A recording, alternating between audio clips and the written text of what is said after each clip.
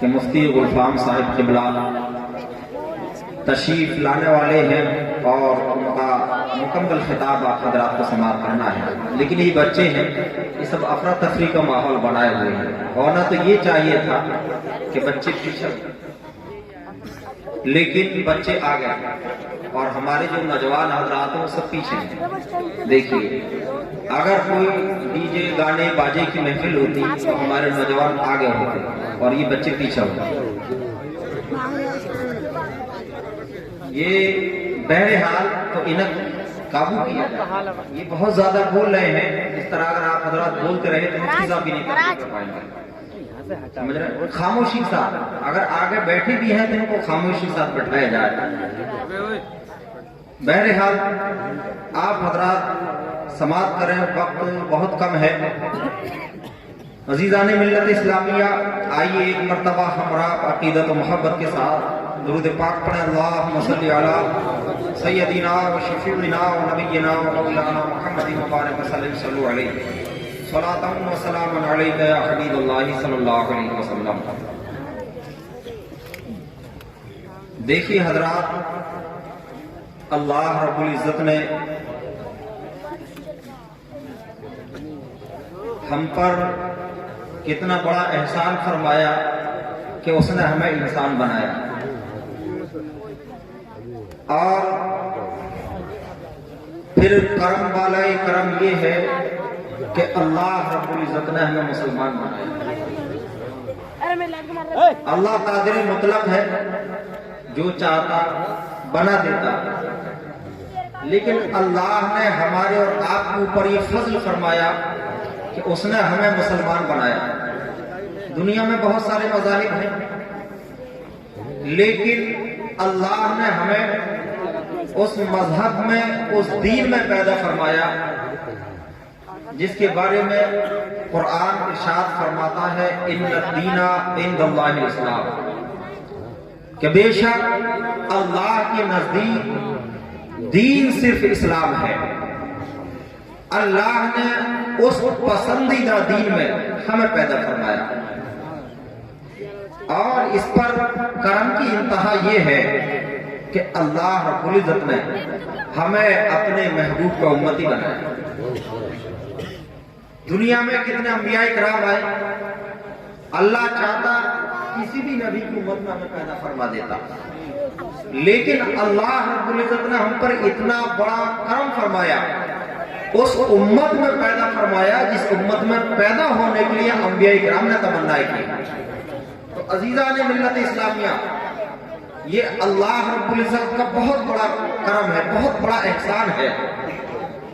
تو ہمیں چاہیے کہ ہم اللہ رب العزت کے فضل اور اس کے احسان کا شکریہ ادا کرتے رہیں۔ اللہ قرآن میں ارشاد فرماتا ہے لَإِن شَكَرْتُمْ لَأَزِيدَنَّكُمْ، جو شکر ادا کرنے والے ہوتے ہیں اللہ رب العزت ان کے رزق میں بھی اضافہ عطا فرماتا ہے اور ان کی عمر میں بھی برکت عطا فرماتا ہے۔ تو حضرات محترم، اللہ رب العزت کا بے پناہ فضل و احسان ہے، اور یہ بھی اللہ ہی کی توفیق ہے کہ ہم اور آپ یہاں اللہ اور اس کے رسول کا ذکر کر رہے ہیں اور سن رہے ہیں، ورنہ کتنے حضرات ایسے ہیں جو اپنی آرام گاہوں کی زینت بن کر رہ گئے ہیں۔ لیکن آئیے کچھ سنا جائے۔ میں علم دین کے متعلق بولنے کی کوشش کروں گا، آپ حضرات محبت کے ساتھ، دل جمیل کے ساتھ اسے سنیں۔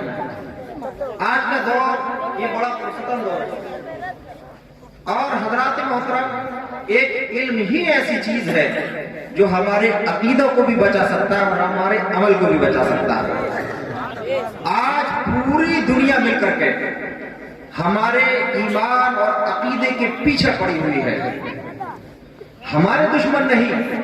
اگر ہم ان کی پیروی کرنے لگے تو آج ہی ساری دنیا کے جو اسلام کے دشمن ہیں وہ ہمیں اپنے سینے سے لگانے کے لیے تیار ہیں، لیکن پتہ یہ چلتا ہے کہ وہ دشمن جو ہے ہمارے نہیں بلکہ ہمارے ایمان کے ہیں، ہمارے عقیدے کے ہیں، ہمارے اعمال کے ہیں۔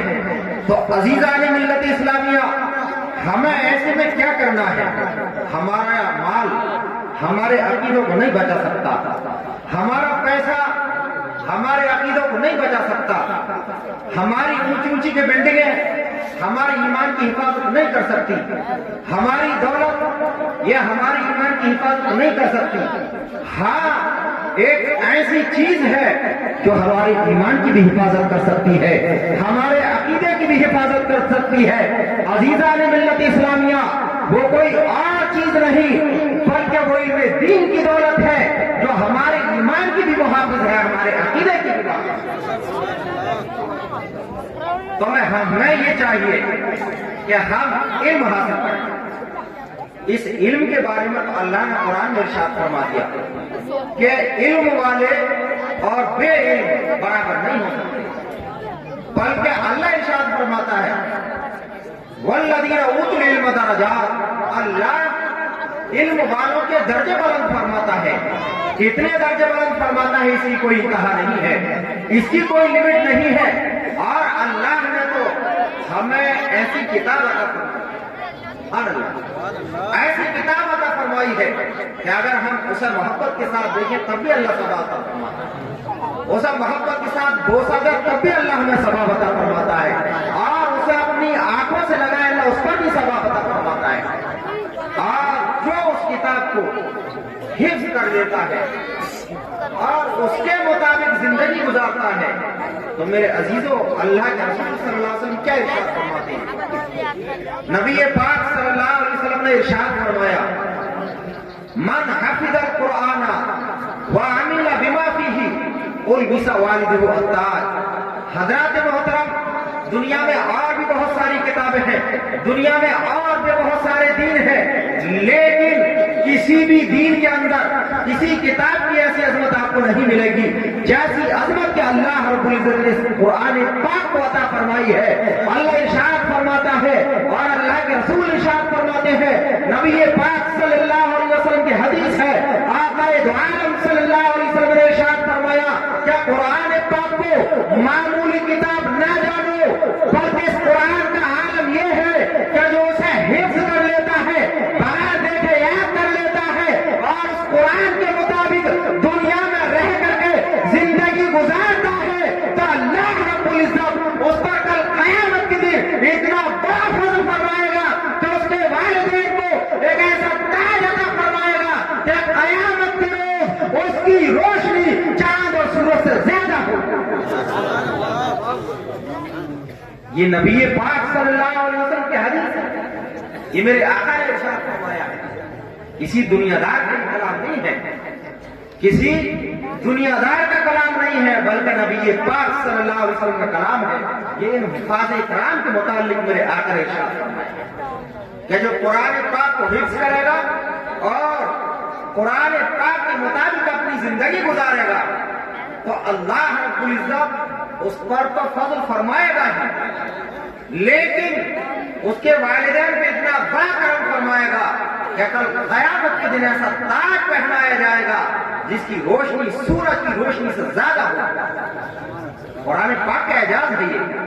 بتائیے دنیا میں انسان کتنی بڑی ڈگری حاصل کر لے، چاہے وہ ڈی ایم بن جائے، ایس ڈی ایم بن جائے، کتنا بڑا ڈاکٹر بن جائے، کتنا بڑا پروفیسر بن جائے، لیکن قرآن پاک کے اندر ان لوگوں کی تاریخ میں ایک لفظ آپ کو نہیں ملا۔ قرآن پاک کے اندر عظمت بتائی گئی حفاظ کرام کی، قرآن پاک کے اندر فضیلتیں بیان کی گئی علماء ربانیین کی، علماء حقہ کی، اور یہ بتایا گیا کہ ان کو معمولی نہ سمجھو، بلکہ تم یہ کہتے ہو کہ ماسٹر بہتر ہے، تم کہتے ہو ڈاکٹر بہتر ہے، تم کہتے ہو انجینئر بہتر ہے، تم کہتے ہو IAS یہ بہتر ہے، لیکن عزیزان ملت اسلامیہ، میرے آقا نے آج سے 1400 سال پہلے ارشاد فرمایا، اے دنیا والے سنو، تم جو یہ کہتے ہو کہ امیر بہتر ہے، تم کہتے ہو مالدار بہتر ہے، تم کہتے ہو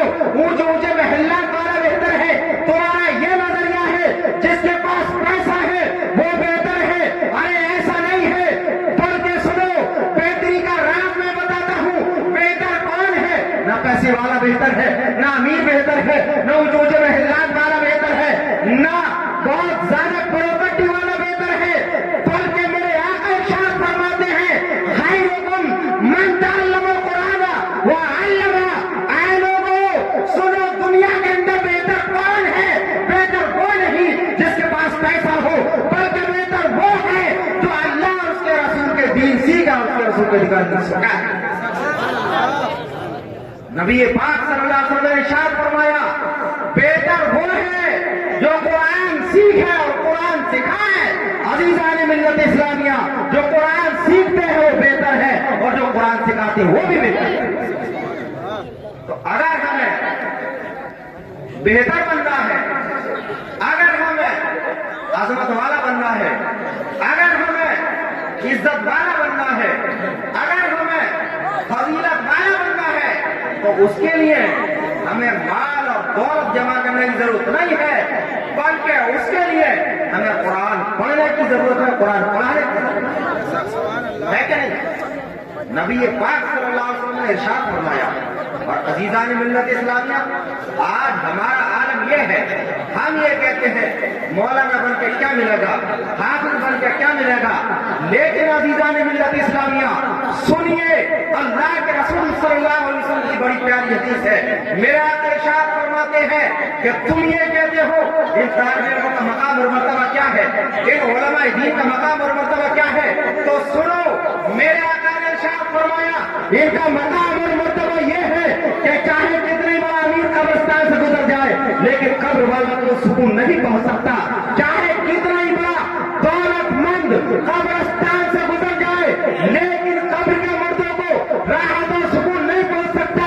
مگر قسم خدا کی قربان جائیے ان طالب علموں کی عظمت پر، ان کی فضیلتوں پر، کہ اگر یہ قبرستان سے گزر جائے تو اللہ رب العزت قبر والوں سے 40 دن کا عذاب دور فرما دیتا ہے۔ یہ علم دین سیکھنے والوں کی عظمت ہے۔ آپ حضرات کہاں جا رہے ہیں؟ بتائیے، کتنی غلط بات ہے۔ آپ حضرات اٹھے جا رہے ہیں، اللہ اور اس کے رسول کی محفل ہے، یہاں اٹھ کر کے نہیں بلکہ اٹھ کر کے یہاں آنا چاہیے۔ جو حضرات اپنے اپنے بستروں پر آرام کر رہے ہوں انہیں آنا چاہیے۔ میرے عزیزوں، یہ محفلیں تو مقدر والوں کو ملتی ہیں، یہ محفلیں مقدر والوں کو ملتی ہیں، یہ تو اللہ کا فضل اور احسان ہے ہمارے اوپر کہ اللہ رب العزت نے اپنے نبی پاک صلی اللہ علیہ وسلم کا ذکر سننے کے لیے ہمارا انتخاب فرمایا ہے۔ اللہ نے ہمیں چنا ہے، ہم اپنے مقدر پر جتنا ناز کریں اتنا کم ہے۔ اٹھ کر جانے کی ضرورت نہیں ہے بلکہ سننے کی ضرورت ہے۔ ہو سکتا ہے میرے عزیزوں یہی سننا کر قیامت کے دن کام آ جائے اور اللہ ہماری اسی پر بخشش ہے کہ نہیں ہے؟ ارے ہے کہ نہیں بھائی؟ لیکن ہم اٹھ کر بھاگ رہے ہیں، بھاگنے کی ضرورت نہیں ہے بلکہ یہاں آنے کی ضرورت ہے۔ اور دیکھیے میں آپ کو بتاؤں، آپ لوگ یہ بھی اعتراض کرتے ہیں کہ ان مدرسوں نے کیا دیا ہے، ان علماء نے کیا دیا ہے، تو میرے عزیزوں میں آپ کو بتاتا ہوں، ابو علی سینا جو اپنے وقت کے بہت بڑے قابل آدمی ہیں، انہوں نے ایک کتاب لکھی القانون۔ یہ حنفی مذہب کے تھے۔ ابو علی سینا بہت بڑے اور بہت قابل آدمی ہیں۔ عزیزان ملت اسلامیہ، آپ نے القانون نام سے کتاب لکھی اور اس کتاب کو 2 حصوں میں ڈیوائڈ فرمایا۔ سارے لوگ بیٹھے ہی پہ بیٹھے مفتی صاحب پڑھے دو، کوئی اٹھ کے نہیں بھاگے گا، مفتی صاحب کے پاس کوئی نہیں آئے گا، مفتی صاحب کو پریشان کوئی نہیں کرے گا، سیدھے کیس کر دے دو۔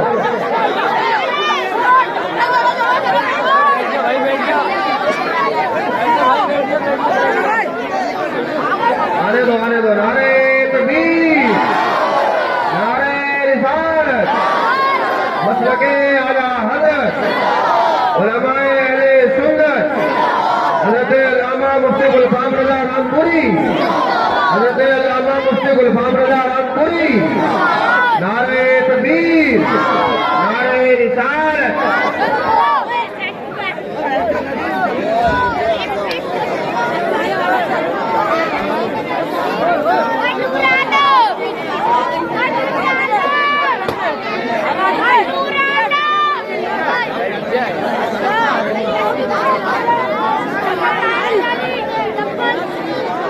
بتا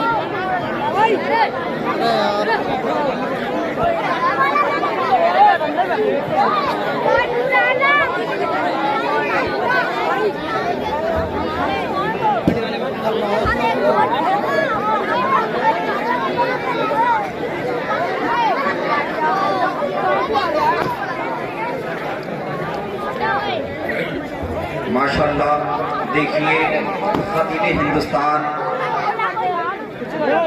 حضرت علامہ مولانا مفتی گلفام صاحب قبلہ رنگپوری پوری شان خطابت کے ساتھ منبر رسول پر جلوہ افروز ہو چکے ہیں۔ یہ حضرت کی محبتیں ہیں اور بڑی محبت کرتے ہیں کہ میں جب بھی حضرت کو فون کرتا ہوں الحمدللہ اپنی محبتوں سے نوازتے ہیں اور فوراً تاریخ نوٹ فرما لیتے ہیں۔ یہ حضرت کی محبتیں ہیں، عقیدتیں ہیں۔ اللہ ان محبتوں کے رشتوں کو سلامت رکھے اور مفتی صاحب قبلہ کی عمر میں برکت عطا فرمائے۔ پوری دنیا کے اندر حضرت کی تقریریں سنی جاتی ہیں، پورے ہندوستان کا دورہ کرتے ہیں، مسلک اعلیٰ حضرت کا پرچم بلند کرتے ہیں۔ تو میری تقریر کے بعد مکمل خطاب مفتی صاحب قبلہ کا آپ کو سماعت کرنا ہے۔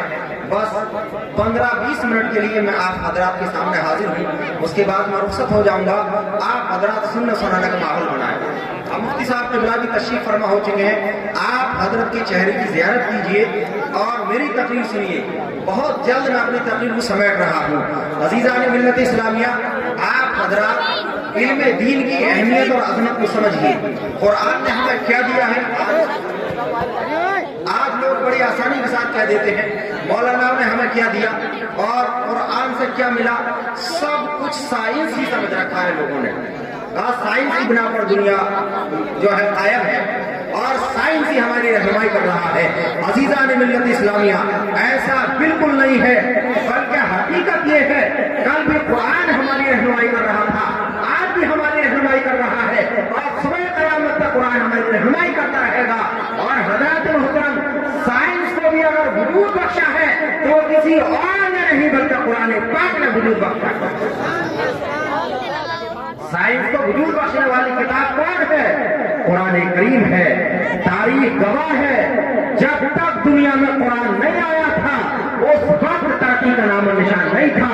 لوگ اندھیروں میں زندگی گزارتے تھے، لوگ گدھوں پر سفر کرتے تھے، لیکن حضرات محترم جب قرآن اس دنیا میں آیا چاروں طرف نور پھیل گیا۔ آج جو آپ دیکھ رہے ہیں چاروں طرف ترقی ہے، لوگ ہوائی جہاز کا سفر کر رہے ہیں، فلائٹوں کا سفر کر رہے ہیں۔ اس کے پیچھے ترقی اگر کسی نے دی ہے تو قرآن پاک نے یہ ترقی دی ہے، قرآن پاک نے اجالا کا سفر کرایا ہے، بس لوگ تاریخ میں زندگی گزار رہے ہیں۔ تو عزیزان ملت اسلامیہ دیکھیں، ابو علی سینا نے ایک کتاب لکھی القانون نام کی، اور اس کتاب کو 2 حصوں میں ڈیوائڈ کروایا۔ ایک حصہ ڈاکٹری کے تعلق سے لکھا، میڈیکل کے تعلق سے، اور دوسرا حصہ اس کا انجینئرنگ کے تعلق سے لکھا۔ حضرات محترم، اتنی مشہور معروف کتاب، بلکہ ترقی کے نام پر ام الکتاب اس کو کہا جاتا ہے۔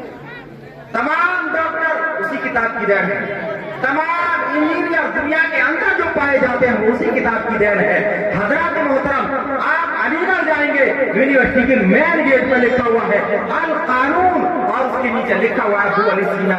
یہ مسلمانوں کی محنتیں ہیں، یہ مسلمانوں کی قربانیاں ہیں کہ اگر یونیورسٹیوں کو وجود بخشا ہے تو مسلمانوں کی ذات میں بخشا ہے۔ عزیزان ملت اسلامیہ، ان کو ترقی کی راہ میں دکھائی ہے تو مسلمانوں کی قربانیوں نے دکھائی ہے۔ حضرت ابو علی سینا سے پوچھا گیا کہ حضور، آپ نے اتنی مشہور کتاب لکھی ہے، اتنی اہم کتاب لکھی ہے کہ امریکہ والے اس کو اپنی یونیورسٹی میں چلانے کے لیے مجبور ہیں۔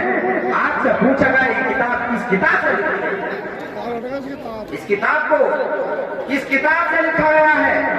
کہاں سے یہ مضمون جمع کیے گئے ہیں؟ تو عزیزان ملت اسلامیہ، حضرت ابو علی سینا نے یہ نہیں کہا کہ میں نے رامائن سے اس کتاب کو لکھا ہے، یا میں نے سیتا سے اس کتاب کو لکھا ہے، یا میں نے بائبل سے اس کتاب کو لکھا ہے، بلکہ حضرت ابو علی سینا فرماتے ہیں کہ اے لوگوں سنو، ہم مسلمان ہیں، مذہب اسلام کے ماننے والے ہیں، اللہ نے ہمیں ایسی کتاب عطا فرمائی جس کے بارے میں خود قرآن پاک کہتا ہے میرے رب نے فرمایا تبیان لکل شیء، قرآن کوئی معمولی کتاب نہیں ہے بلکہ قرآن کے اندر اللہ نے تمام چیزوں کو بتایا۔ اس کتاب میں اللہ نے وضاحت کے ساتھ بیان فرمایا ہے، یہ قرآن ہے۔ وہ علی سینا کہتے ہیں آنے کو میں نے اس قانون کو کسی اور سے نہیں بلکہ قرآن کریم کی روشنی میں لکھا ہے، اور یہی وجہ ہے کہ جتنے بھی ڈاکٹر آج پائے جاتے ہیں اسی قانون کا جو ہے تمام محنت اور مشقت ہے اسی قانون کا، جب سبھی اسلام حضرات ہمیں چاہیے کہ ہم بھی اس قرآن کو پڑھیں۔ ایک کتاب سے پوری دنیا کے اندر ڈاکٹر اور ماسٹر انجینئر پیدا ہو گئے، لیکن اس قرآن سے آج منہ موڑے بیٹھے ہیں۔ آج ہم دوسروں کے محتاج ہیں۔ قرآن خود کہہ رہا ہے کہ اس میں تمام چیزوں کا واضح بیان ہے، ہر چیز کو بالکل مفصل طور پر بیان کر دیا گیا ہے، لیکن آج کا عالم کیا ہے؟ اگر علم دین حاصل کرتے ہیں تو بند کر دیتے ہیں۔ امیروں کے بچے تو بڑے بڑے عالی اسکولوں میں پڑھے جاتے ہیں، بڑے بڑے عالیشان اسکولوں میں، مدرسے کے نام پہ ہمارے پاس پیسے، مدرسوں کو چندہ لینے سے ہم قاصر ہیں۔ میرے عزیزوں، یہی تو مدرسے ہیں جو ہمیں اچھا مفتی دیتے ہیں، یہی مدرسے ہیں جو ہمیں ایک اچھا امام دیتے ہیں۔ اس لیے ضرورت ہے آج ان مدرسے پہ ہم اپنا پیسہ خرچ کریں، اس لیے کہ یہی مدرسے مستقبل میں ہماری ایمان کی حفاظت کا ذریعہ اور سبب بنیں۔ لیکن آج ہم ان مدارس اسلامیہ سے منہ موڑے ہوئے ہیں، تو عزیزان ملت اسلامیہ ہمیں منہ موڑنے کی ضرورت نہیں ہے، بلکہ ہمیں ان پر پیسہ خرچ کر کے اور ان سے دین پھیلانے۔ آج لوگ دین کو مٹانے میں لگے ہیں، لیکن یہ مدرسے ہیں جہاں سے دین پھیل رہا ہے، دین کی روشنی پھیل رہی ہے۔ عزیزان ملت اسلامیہ دیکھیے اس قرآن کا کیا اعجاز ہے۔ صرف 5 منٹ کے اندر اپنی بات ختم کر رہا ہوں۔ قرآن پاک کا کیا اعجاز ہے؟ عزیزان ملت اسلامیہ 1998 کی بات ہے کہ ایک بہت بڑے عیسائی ڈاکٹر تھے، ڈاکٹر مورس بخاری۔ ڈاکٹر مورس بخاری بہت بڑے عیسائی تھے، عیسائی ڈاکٹر تھے، اور آپ اپنے وقت کے بہت ماہر شخص تھے۔ آپ ایک یونیورسٹی میں پروفیسر تھے، لیکن یونیورسٹی نے ذمہ داری دی کہ آپ بچوں کو نہیں پڑھائیں گے بلکہ آپ دریائے نیل کے پانی پر تحقیق کریں گے کہ یہ پانی کون سی کھیتی کے لیے اور کون سی زمین کے لیے مفید ہے۔ سمجھ رہے ہیں کون سی زمین کے لیے مفید ہے؟ عزیزان ملت اسلامیہ، ڈاکٹر مورس بخاری نے دریائے نیل پر ریسرچ شروع کر دی، اور ریسرچ کے دوران آپ کو ایک لاش نظر آئی۔ آپ نے اس لاش کو باہر نکالا، باہر نکالنے کے بعد جب دیکھا کہ یہ لاش تو بہت پرانی لاش ہے، اس لاش پر جب تحقیق کی گئی، جب ریسرچ کی گئی تو پتہ یہ چلا کہ 100-200 سال پرانی نہیں بلکہ 3200 سال پرانی لاش ہے، 3200 سال پرانی۔ ڈاکٹر مورس بخاری پریشان ہے، حیران ہے، معاملہ کیا ہے؟ جو ہے سمندر کے جانور نے اسے نہیں کھایا، مچھلیوں نے اسے نہیں کھایا، بڑے بڑے جانور ہیں انہوں نے اسے نہیں کھایا، اور پانی نے اسے نہیں گلائی، کس کی لاش ہے؟ وجہ کیا ہے؟ کیسے پتا چلا گا اس لاش کا؟ لیکن حضرات وہ عیسائی تھے، انہوں نے سب سے پہلے بائبل اٹھائی، اس میں بائبل میں انہیں صرف اتنا ملا کہ اللہ کا دریائے نیل میں فرعون کو غرق کیا، لیکن یہ پتہ نہیں چلا فرعون کو غرق کیا مگر یہ فرعون ہی کی۔ اب دیکھیں حضرات محترم، ڈاکٹر مورس بخاری پھر قرآن پاک کی طرف بڑھے، قرآن پاک کی طرف بڑھے، انہیں بتایا گیا کہ قرآن پاک میں اللہ ارشاد فرماتا ہے تبیان لکل شیء، اے لوگوں جب سارے راستے بند ہو جائیں، جب سارا علم دم توڑ جائے تو اس وقت تم قرآن پاک کی طرف آ جاؤ۔ قرآن پاک تمہاری رہنمائی کرتا ہوا نظر آئے گا، تمہاری اصلاح کرتا ہوا نظر آئے گا، تمہیں ہدایت کی منزل پر لاتا ہوا نظر آئے گا۔ سبحان اللہ۔ ڈاکٹر مورس بخاری نے قرآن پاک کو پڑھا لیکن سمجھ نہیں پائے، اس لیے کہ وہ پہلی بار پڑھے وہ کیا سمجھ پائے؟ آپ عرب گئے، مصر گئے، وہاں جا کر کے اس قرآن پاک کو سمجھا تو بتایا گیا سورہ یونس وغیرہ پڑھو، اس میں اللہ ارشاد فرماتا